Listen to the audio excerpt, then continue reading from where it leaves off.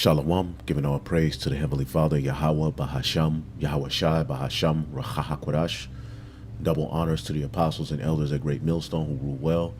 Peace and salutation as always to the elect. And I wanted to do a lesson on Jeremiah the 50th through the 51st chapter, which is a series of letters written by Jeremiah the prophet to the captives at Babylon.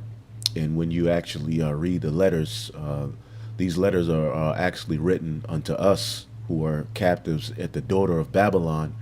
And we'll show you that these direct words were written directly from Jeremiah unto us, all right, to come to the understanding in the latter days of the punishment that will come upon our enemies and the glory that will follow and what to look for, okay?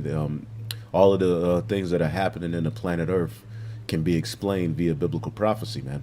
All right. And we are those captives at Babylon in which Jeremiah wrote this letter to. And it was written in code for us in these latter days to come to the understanding of what they were talking about. Let's get 2 Thessalonians chapter 1.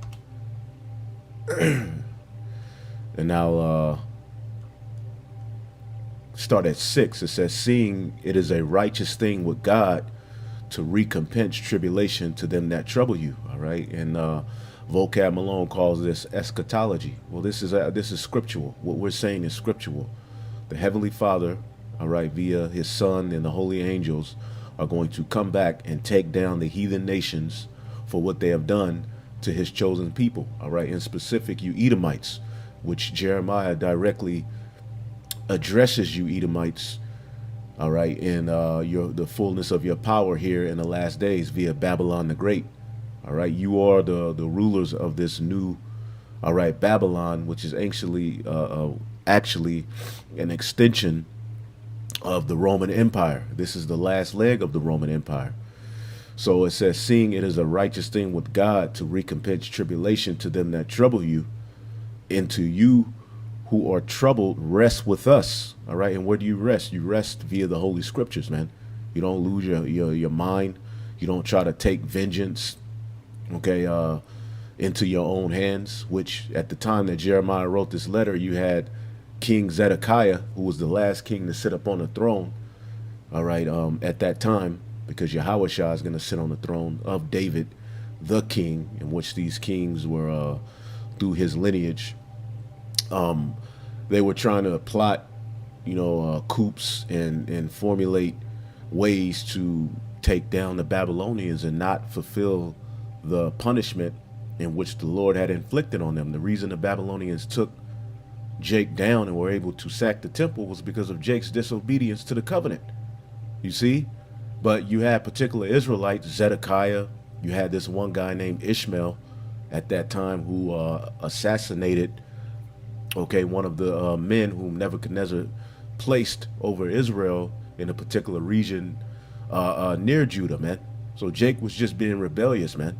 Okay, rest is in prophecy, and Jeremiah was a direct prophet to tell Israel what it was, but they did not want to listen, man. Okay, so the Lord has raised up prophets in these latter days to tell you exactly what is going to happen. That's who you to adhere to, man. So this is where the rest is, in prophecy, okay? Understanding that the Lord, his word must play out, okay? And to you who are troubled, rest with us when the Lord, Yahushua, shall be revealed from heaven with his mighty angels, in flaming fire, taking vengeance upon them that know not the Most High and that obey not the gospel of Yahushua HaMashiach, who shall be punished with everlasting destruction from the presence of the Lord and from the glory of his power, when he shall come to be glorified in his saints and to be admired in all them that believe, because our testimony among you was believed in that day. Okay, so when we go to Jeremiah the 50th chapter, Jeremiah wrote these letters for us to understand and believe and come to the understanding of these prophecies and these words in this day, because ancient Babylon was taken down by the Persians and the Medes, and you can read that history in Daniel the 5th chapter. Okay, Daniel the 5th chapter. Let's get that. This is Daniel the 5th chapter, And let's just read the point. The 28th verse, it says, Perez, thy kingdom, because this was a, Daniel was translating something that was written on the wall, basically that Babylon's kingdom had been taken. So, Perez, thy kingdom is divided and given to the hands of the Medes and Persians. So the kingdom of Babylon at that time, all right, which was the Neo-Babylonian Empire, with Nebuchadnezzar, the Chaldeans, was not destroyed by fire. Okay, it was simply, now there were wars that happened, but it was simply taken over by the Persians and the Medes. It was not destroyed by fire. However, when you read Jeremiah 50:1, it says the word that Yahweh spake against Babylon and the land of the Chaldeans by Jeremiah the prophet. This letter in specific is speaking of the daughter of Babylon, in which would be written about in various different chapters in the Bible to be destroyed by fire and never to be inhabited again. Okay, and the proof that this was speaking of an end time prophecy, real quick, because this letter was written by Babylon and sent to the captives, all right, that were in Babylon by Jeremiah the prophet, because Jeremiah was of that royal, the elites of Israel. So particular rulers of Babylon and rulers of the Persians and the Medes had favor on particular of our people. So he was in a position to where he could write this letter, all right, in a I forget the name of the city, and the city fixated, miles away from where the temple and everything was, which was destroyed. Jeremiah was put in position that he could send this letter back to the captives that were at Babylon, who were taken down, all right, by the Babylonians. But when you read the actual letter, clearly it's speaking of something that would happen in the future. So Jeremiah wrote this letter directly to us who are here captives in the daughter of Babylon. Okay, because as you see, it says the land of the Chaldeans. Well, the destruction that's written about in this chapter is speaking of the daughter of the Chaldeans. This is Isaiah 47:1. Come down and sit in the dust, O virgin daughter of Babylon, sit on the ground, there is no throne, O daughter of the Chaldeans. You see that? Daughter of the Chaldeans, which would be Esau, Edom. They are in control of this modern day Babylon, okay, which is written about in Revelation, the 18th chapter. All right, and we are captives at Babylon. For thou shalt no more be called tender and delicate. And as you read down of the judgment that would eventually overcome this daughter of Babylon, it says here in verse 14, behold, they shall be as stubble, fire shall burn them, and they shall not deliver themselves from the power of the flame, meaning they would be destroyed by fire. That did not happen, all right, to the Neo-Babylonian Empire that was taken down by the Persians and the Medes at that time.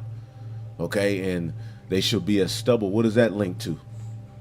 The book of Obadiah, the first chapter. Okay, in the 18th verse, and the house of Jacob shall be a fire, and the house of Joseph a flame, and the house of Esau for stubble. The house of Esau for stubble, and they shall kindle in them and devour them, and there shall not be any meat remaining of the house of Esau, for Yahweh hath spoken it, which is going to happen, down the line in prophecy after the destruction of their kingdom, which the hub of their kingdom is ran by Babylon the Great, America. This is the hub of witchcraft. Okay, so this letter is written to the captives at Babylon, sent by Sariah. Real quick, I'll show you this. This is at the very end of the letter, because this letter was sent by Jeremiah, all right, via Sariah, when King Zedekiah went to pay homage and tribute to Nebuchadnezzar the king. Okay, let's see here. We'll jump to the very end. Jeremiah 51:60. All right, listen up. It says, so Jeremiah wrote in a book all the evil that should come upon Babylon. And when you read Jeremiah 50 and 51, there's some very, very harsh judgments spoken upon Babylon, but it's not speaking of ancient Babylon, and we'll show you. So Jeremiah wrote in a book all the evil that should come upon Babylon, even all the words that are written against Babylon. And Jeremiah said to Sariah, when thou comest to Babylon and shall see and shall read all these words. Now, who was he to read all these words to? The captives at Babylon, and we'll show you that. Then shalt thou say, O Lord, thou hast spoken against this place to cut it off, that none shall remain in it. You see that? Showing you that this is speaking of a future judgment. Neither man nor beast, but it shall be desolate forever. And it shall be when thou hast made an end of reading this book, that thou shalt bind it in a stone to it, and cast it in the midst of Euphrates, which Euphrates is a river right situated right by the Babylonian Empire near Iraq, right? The Euphrates River. Now, this symbolically is speaking of the people. The waters is symbolic of the people. How are we casting these words into the river Euphrates? By basically prophesying amongst the nations, man, by prophesying amongst the people. Here it is. We're in Babylon. And what are we doing? We're speaking these words, man. And Sariah would have to be back here today. Here's proof. And thou shalt say, thus shall Babylon sink, and shall not rise from the evil that will bring upon her, and they shall be weary. Thus far are the words of Jeremiah, man. So Sariah is here today speaking these very words, man. And this could be linked directly to Revelation, the 18th chapter. Okay? Revelation 18 and 21. And the mighty angel took up a stone like a great millstone and cast it into the sea, which is Yahushua, the fulfillment of prophecy, saying, thus with violence shall that great city Babylon be thrown down, and shall be found no more at all. Okay? So these words, which we are getting ready to read, were sent by Jeremiah through Sariah to speak to the captives that were at Babylon. Which Babylon is he speaking of? Now let's get a little history real quick. This is a website called Christianity.com. I'll just jump to the point. It says Jeremiah 51, 9 through 64. It says, this prophecy is sent to Babylon, to the captives there, by Sariah, who was to read it to his countrymen in captivity. Now, are not we in captivity? Is not Babylon where we're going to be delivered from? As a matter of fact, let's get the book of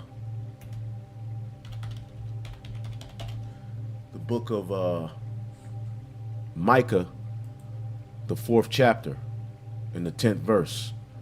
That's where we're going to be delivered from when the Lord returns, sending his only begotten son, Yahushua, with the holy angels to gather us out of this major captivity. It will be Babylon and the various captivities in which we were scattered. But Babylon will be the main captivity. Micah 4 and 10, be in pain and labor to bring forth, O daughter of Zion, like a woman in travail. For now shalt thou go forth out of the city. Where did we go forth out of? Our land, our holy land. And from there we went into different captivities, and eventually we were scattered amongst all of the nations, man. Chased out of our land and scattered amongst all of the nations. And eventually we will be brought over here, you know, Judah, Benjamin, and Levi, because the 10 tribes, the other tribes, the northern kingdom were already over here. But we would be brought even unto Babylon, and there shalt thou be delivered, both northern and southern kingdom. And we'll show you that in prophecy. There shall the Lord redeem thee from the hand of thy enemies. So it will be through Babylon that we will be delivered. One more. Lamentation chapter 4 and 21. Rejoice and be glad, O daughter of Edom, daughter of Babylon, daughter of the Chaldeans, that dwellest in the land of Uz. The cup shall also shall pass through to thee, and thou shalt be drunken and shall make thyself naked. And Esau is making himself naked. The punishment of thine iniquity is accomplished, O daughter of Zion. So how would how would our iniquity be accomplished? Through the downfall of the daughter of Edom, which is the daughter of Babylon, which is Babylon the Great. Okay? The punishment of thine iniquity is accomplished, O daughter of Zion, the Israelites. He will no more carry thee away into captivity. He will visit thine iniquity, O daughter of Edom. He will discover thy sins. So our captivity will be ended through the downfall of Esau Edom, which is a fulfillment of the prophecy. Esau is the end of the world, and Jacob is the beginning of it that followeth. You see that? So this Babylon that we're getting ready to read about is not speaking of that Babylon. These letters were actually written unto you by Jeremiah for you in the latter days to come to the understanding and have comfort, man, in understanding what the Lord is going to do. Okay, so it says this prophecy is sent to Babylon, to the captives there by Sariah, who was to read it to his countrymen in captivity. Let them, and this proves reincarnation, let them with faith see the end of the threatening powers. And who's the threatening power? Esau, Babylon, as well as the other heathen. And comfort themselves, all right, herewith. When we see what this world is, how glittering it shows, and how flattering its proposals, let us read in the book of the Lord that it shall be shortly desolate, meaning Babylon the Great. Now, this person who wrote this, they don't understand what it's talking about, but we understand what it's talking about, man. It said, this book must be thrown into the river Euphrates.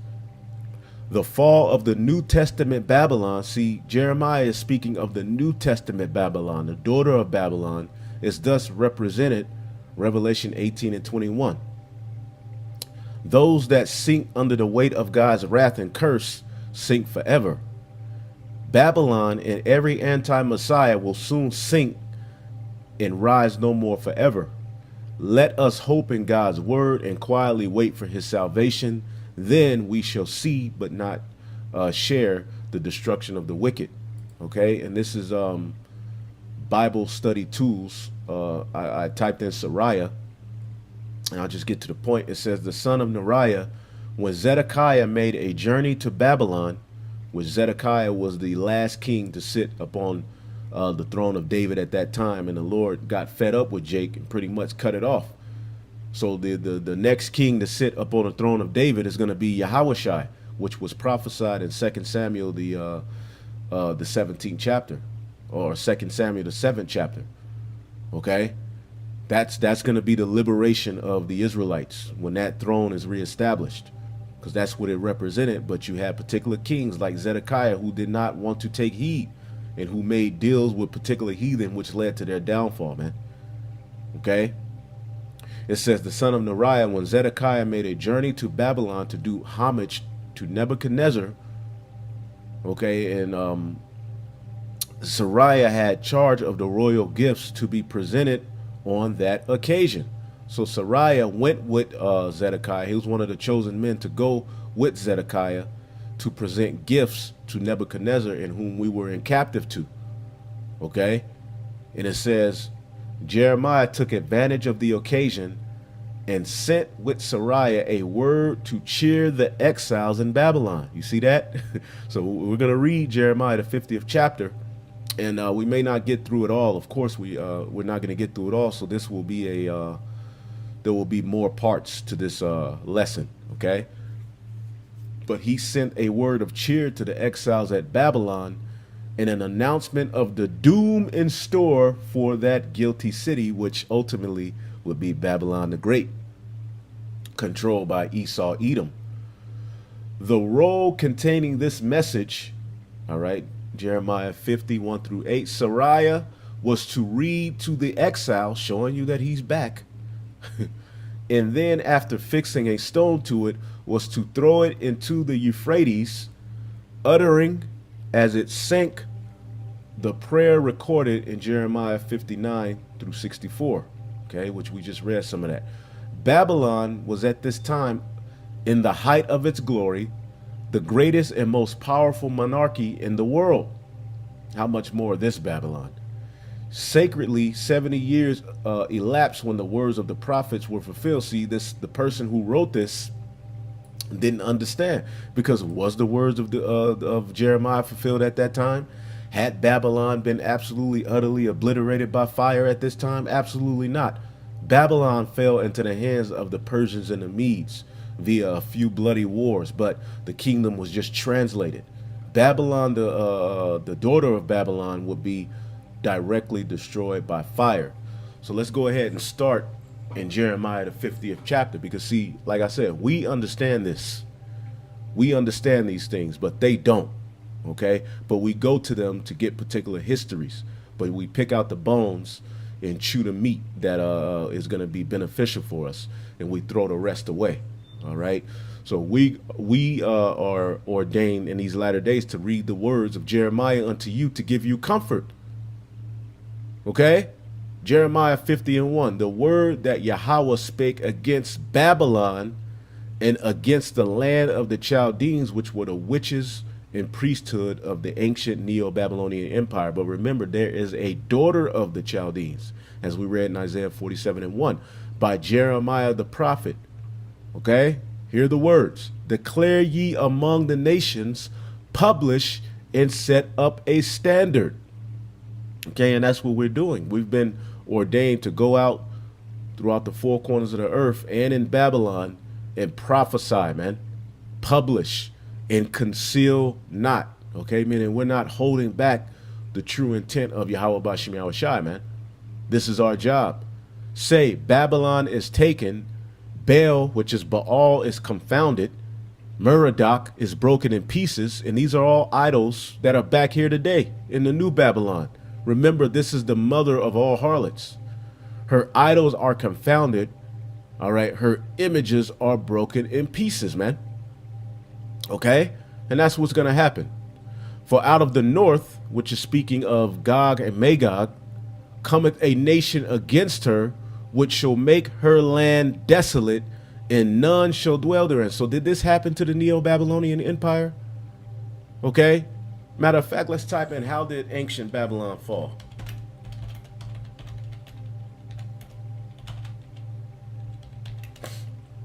How did ancient Babylon fall?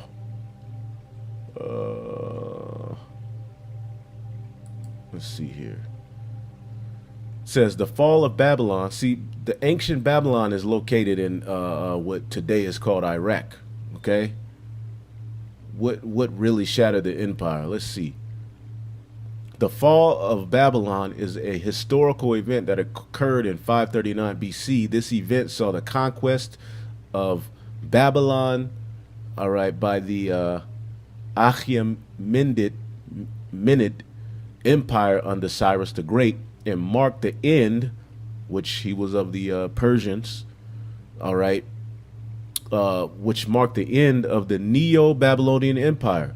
The fall of Babylon is reported by a number of ancient sources, showing you the Bible is real, including Cyrus the Cylinder, the Greek historian Herodotus, as well as a number of books in the Old Testament.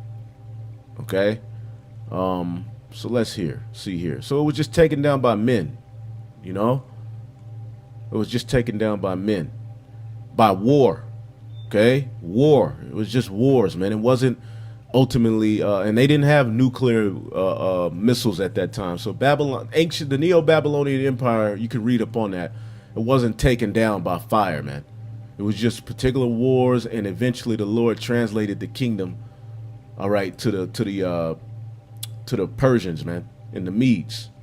Okay, and you can read that history if you would like to, because when you read Daniel the 7th chapter, okay, it gives you the outline of the kingdoms, the major kingdoms that will rule, all right, and have dominion over the Israelites until the very end, when the Lord would destroy that fourth beast, which was the Roman Empire, okay, and set up the kingdom of heaven. You can read that, and Lord we'll be doing lessons on these things going forward. We've done lessons on them, but we have to do new lessons for those who are just coming in. All right, but when you start here, Daniel 7:4, it says the first of these different beasts who would rule was like a lion and had eagle's wings. All right, and this is the ancient Babylonian Empire. Okay, this didn't mark the end of the heathen rule and the setting up of the kingdom of heaven. What would mark the end of the heathen rule and the setup of the kingdom of heaven, okay, would be through this fourth beast, which you read about in the 7th verse, okay, and the little horn that would come up from it, which would be Babylon the Great, the revival of the Roman Empire, which when you get 1 Peter 5:13, this is written by Peter, the head of the church. It says, the church that is at Babylon, elected together with you, saluted you, and doth Marcus my son. Okay, so he says the church that is at Babylon, which is ultimately us.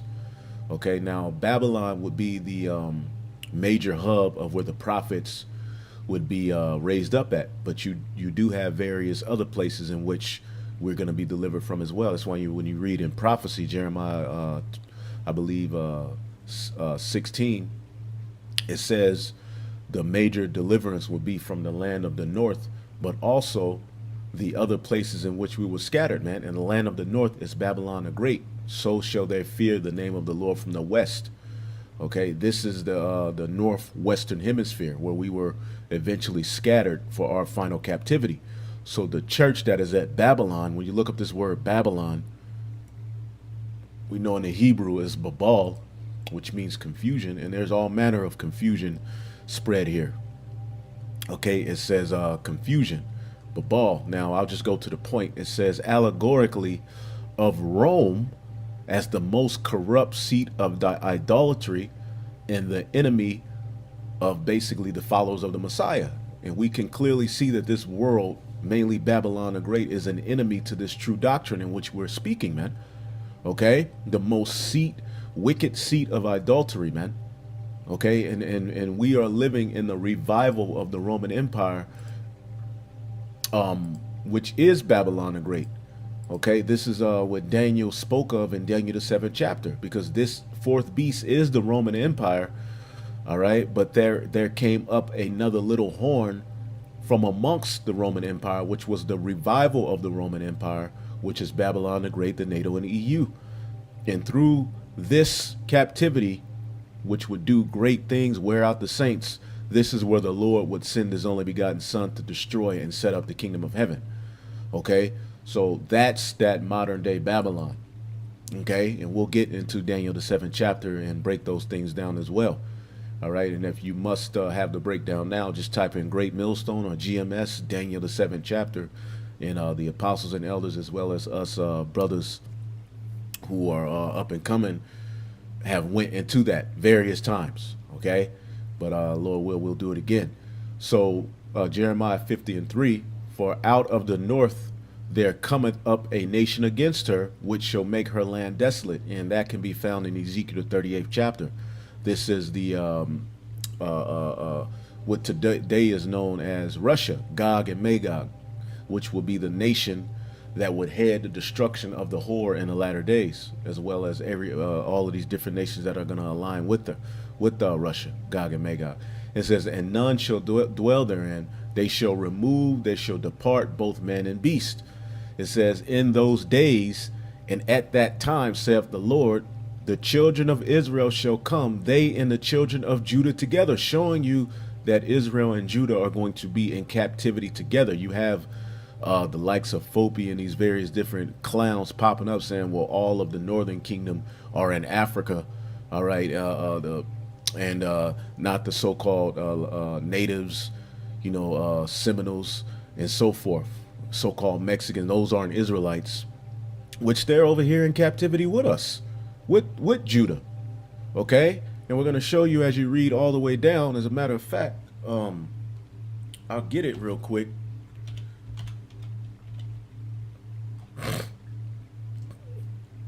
Yep.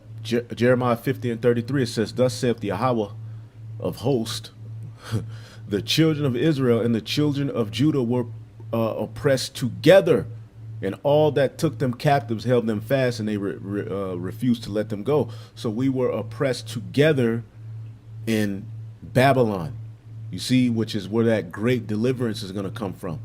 So at this time, when all of these various different nations start to gather themselves against Babylon, what will be happening in those days and in that time, saith Yahweh, the children of Israel shall come, they and the children of Judah together, going and weeping, they shall go and seek the Lord their God, which is prophecy, man. Various different prophets spoke of these things in their own different way. This is just a letter from Jeremiah. Okay? They shall ask the way to Zion with their faces thitherward, okay, saying, come and let us join ourselves to the Lord in a perpetual covenant that shall not be forgotten. Okay, the sure mercies of David. Let's get Isaiah 55 real quick. Isaiah, the 55th chapter, in the 3rd verse, it says, incline your ear to what? The prophets. Come unto me, hear, and your soul shall live. And I will make an everlasting covenant with you, even the sure mercies of David. Behold, I have given him for a witness to the people, a leader and a commander to the people. And that trickles on down to his house, the house of David, which will preach unto you in these latter days the true understanding of the covenants, the true understanding of the prophecies, and to lead you into everlasting life through the words of the Most High through his son Yahweh Shai, man. Okay, so incline your ear, and I will make a everlasting covenant with you, even the sure mercies of David. Okay, and let's get Hosea real quick. Hosea 3 and 4. And the children of Israel shall abide many days without a king, and without a prince, and without a sacrifice, and without an image, and without an ephod, and without a teraphim, meaning we wouldn't have a priesthood. You see? Afterward shall the children of Israel return and seek Yahweh their God and David their king, and shall fear the Lord in his goodness in the latter days. And we are fulfilling exactly what these prophets are prophesying about, man. In those days and in that time, the children of Israel shall come, okay, they and the children of Judah together, both northern and southern kingdom, going and weeping. They shall go and seek the Lord their God. They shall ask the way to Zion with their faces thitherward, saying, come and let us join ourselves to the Lord in a perpetual covenant that shall not be forgotten, meaning he will eventually write the laws in us, man. Verse 6, my people have been a lost sheep. Okay, their shepherd has caused them to go astray. And we have been a lost sheep, man. All of these various leaders have led us astray. They've been set up by your enemy, the devil, Esau, Edom, man. They have turned them away on the mountains.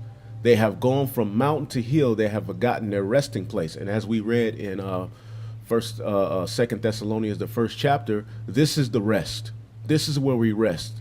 Okay, the various different philosophies that you're following after, all right, are causing you to destroy your goddamn selves, man, and not to understand why you're in this captivity. You see, not to repent. Okay, it says, all that found them have devoured them. Their adversaries say, we offend not, because they have sinned against Yahweh, the habitation of justice, even the Lord of hope of their fathers. So these heathen, mainly Esau, Edom, they have devoured us. They've, through us being, in our ignorance, they've been able to be on the come up, man. They've been able to gather various riches. They've been able to put themselves in a position of rulership because the Israelites aren't in their right mind, which is why they hate what we're doing, man. But they say we offend not because they have sinned against Yahweh. So they set up a system in which we are forced to sin. And then they go to the Most High and say, look at what they're doing, so that they can be justified in destroying us, man. Okay? Verse 8, remove out of the midst of Babylon and go forth out of the land of the Chaldeans. And how do you do that? You do that spiritually through repentance, man. Okay? And be as the goats of the herds of the flock, man. For lo, I will raise and caused to come up against Babylon an assembly of great nations, which we can read about those great nations in Ezekiel the 38th chapter, from the north country. And they shall set themselves in array against her. And this didn't happen to ancient Babylon. We got to keep this in mind. From thence she shall be taken. Their arrows shall be as a mighty expert man. None shall return in vain. And are they going to shoot actual physical arrows? No, these are speaking of the nuclear missiles, man. Okay, let's get Ezekiel 38, because these very prophecies are being fulfilled right now, man. So Jeremiah, he came through with this letter, man. Okay, Ezekiel 38, speaking to Gog and Magog, it says in 4, and I will turn thee back and put hooks into thy jaws, and will bring thee forth all thine army, horses and horsemen, all of them clothed with all sorts of armor, even a great company with bucklers and shields, all of them handling swords, man. Okay, this war is going to be fought with fire, as the scriptures say, not with arrows and swords, and no, actual swords that bring forth fire is how this last war will be fought, man. And Gog and Magog will be the main nation that will set themselves against Babylon in the latter days, which is why you see Russia, okay, and various other countries coming together to fight this war. It says Persia, which is Iran, Ethiopia, and Libya with them, all of them with shield and helmet. And all of these various different nations, as you read down, are going to come up against Babylon the Great in the latter days, man. Okay? Jeremiah chapter 50, okay?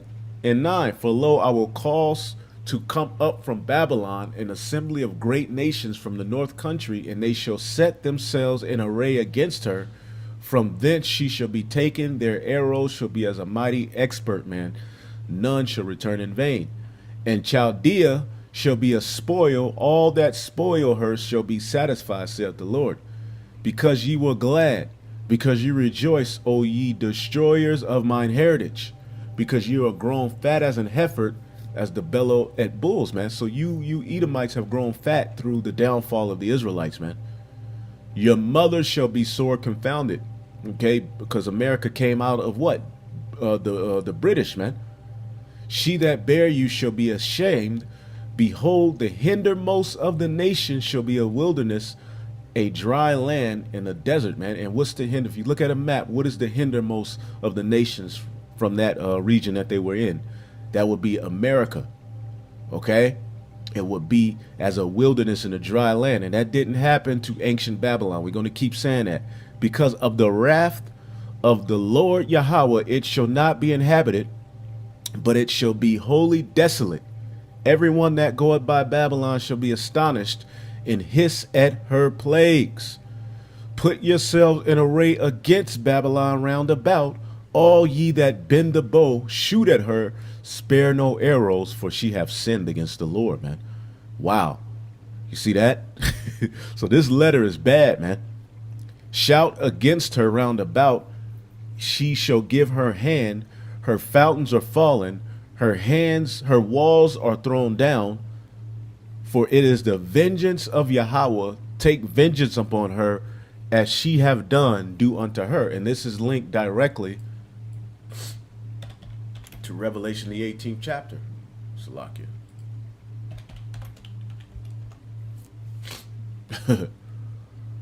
You see that? Revelation 18. I start at 2. And he cried mightily with a strong voice, Babylon the great is fallen, and has become the habitation of devils, and the hold of every foul spirit, and the cage of every clean and unhateful bird. So Babylon the Great would have to fall in order for the kingdom of heaven to be set up. Okay, so for you Christians who are talking about God bless America, you are anti-Messiah, man. Okay, for all nations have drunk of the wine of the wrath of her fornication. Therefore, they're all going to be shooting missiles on her. Okay, and the kings of the earth have committed fornication with her. The merchants of the earth are waxed rich through the abundance of her delicacies, man. because America is a consumer nation, man. And I heard another voice from heaven saying, come out of her, my people, which is speaking of the deliverance, man. We're going to be delivered out of this place, as the scriptures and prophecy have said. But jumping to the point, it says, reward her even as she hath rewarded you, and double unto her according to her works.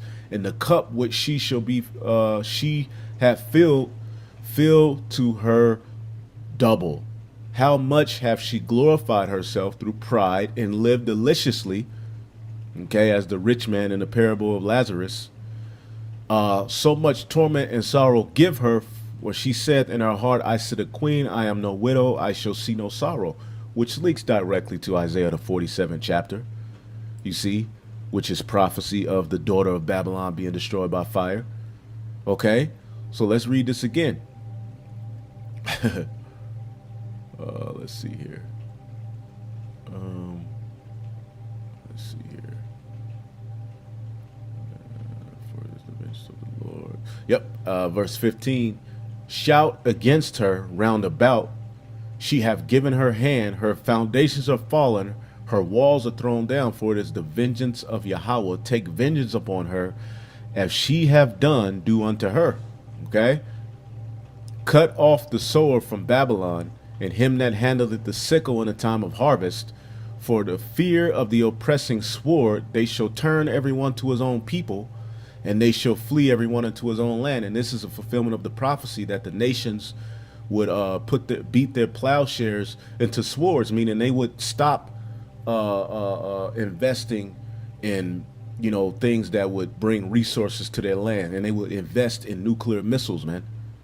As a matter of fact, let's get that.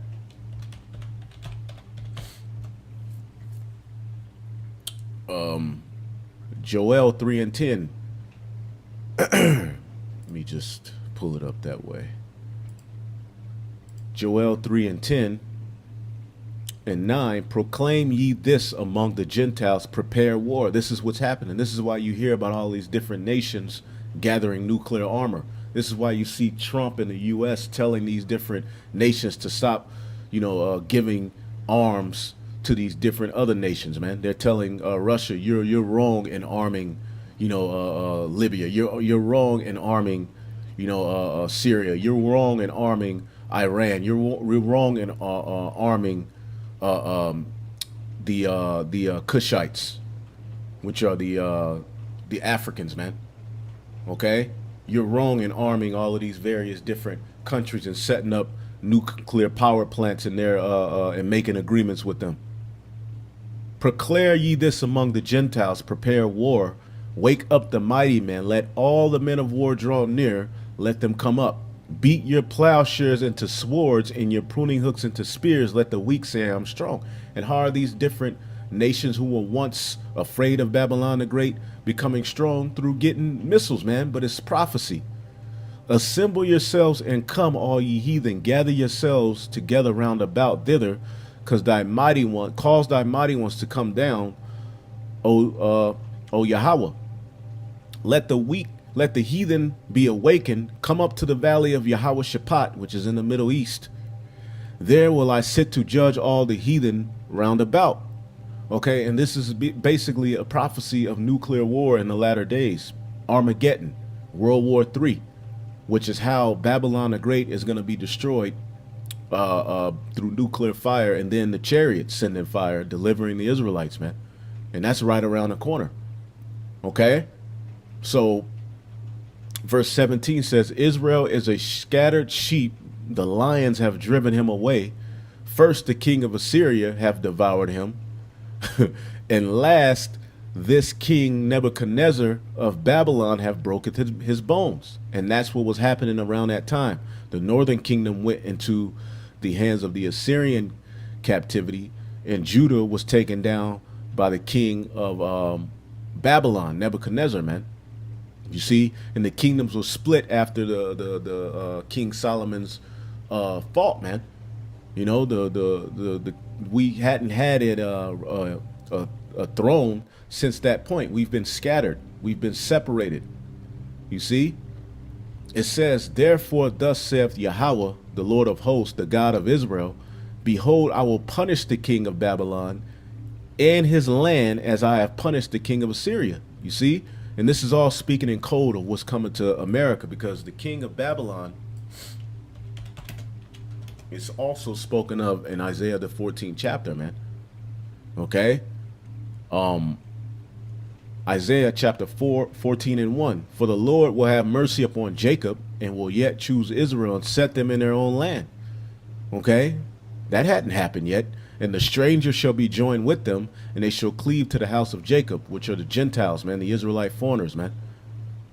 And the people shall take them, who? The heathen, and bring them to their place, and the house of Israel shall possess them in the land of Yahweh for servants and handmaids, and they shall take them captives, whose captives they were, and they shall rule over their oppressors. How will this happen? Through the fall of Babylon.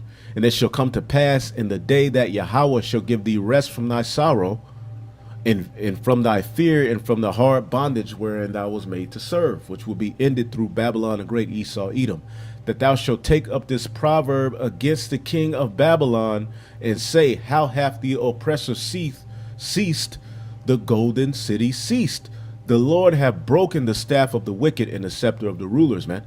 He that smote the people in wrath with a continual stroke, he that ruled the nations in anger is persecuted, and none hindereth, man. And this is speaking of Esau, Edom, Babylon the Great, man.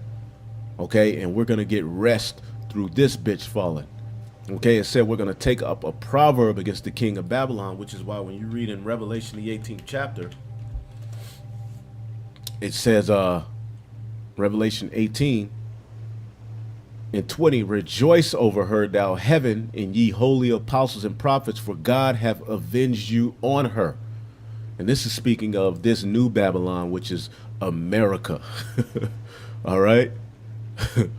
It says, verse 19, I will bring again to his habitation, and he shall feed on Camel and Bashan, and his soul shall be satisfied upon the Mount Ephraim in Gilead. In those days and in that time, saith Yahweh, the iniquity of Israel shall be sought for, and there shall be none. And the sins of Judah, and they shall not be found, for I will pardon them whom I reserve. That's the remnant. And we're that remnant in the latter days who are coming to the understanding, getting ready to be brought into the new covenant, man. And the new covenant, we will not be found with sin. We will have the law, statutes, and commandments written in us. Once we're delivered out of this place on those chairs, we will get new bodies, man. Okay, so I'm going to end it off here, and Lord willing, we'll get into the rest of this letter, and Lord willing, maybe in 2 or 3 parts we'll get through the whole thing. Shalom.